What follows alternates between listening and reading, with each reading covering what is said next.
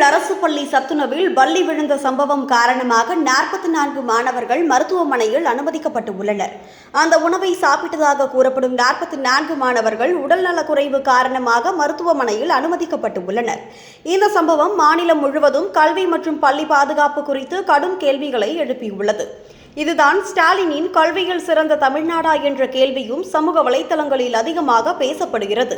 பள்ளியில் குழந்தைகள் பாதுகாப்பாக இருக்க வேண்டும் என்ற நம்பிக்கையுடன் பெற்றோர் அனுப்புகிறார்கள். ஆனால் சத்துணவில் இப்படி ஒரு அலட்சியம் நடந்தது மிகவும் வருத்தமாக உள்ளது.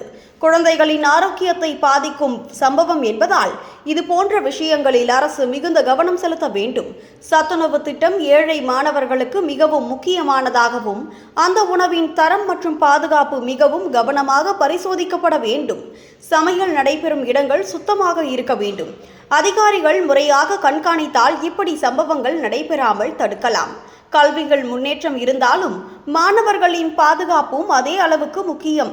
பள்ளிகள் வழங்கப்படும் உணவு, குடிநீர், சுகாதாரம் போன்ற அடிப்படை விஷயங்களில் குறை இருந்தால் அது கல்வி அமைப்பின் மீது நம்பிக்கையை பாதிக்கும். பள்ளி சத்துணவு தயாரிக்கும் இடங்களை அடிக்கடி ஆய்வு செய்ய வேண்டும். உணவு தயாரிப்பவர்களுக்கு சுகாதார பயிற்சி வழங்க வேண்டும். மேலும் மாணவர்களுக்கு வழங்கும் உணவின் தரத்தை பரிசோதிக்கும் தனி கண்காணிப்பு குழுவும் இருக்க வேண்டும். இப்படியான நடவடிக்கைகள் எடுத்தால் மாணவர்களின் பாதுகாப்பு உறுதி செய்யப்படும். குழந்தைகளின் ஆரோக்கியம் மற்றும் பாதுகாப்பு உறுதி செய்யப்பட வேண்டும் என்ற கோரிக்கை பொதுமக்களிடையே அதிகரித்து வருகிறது.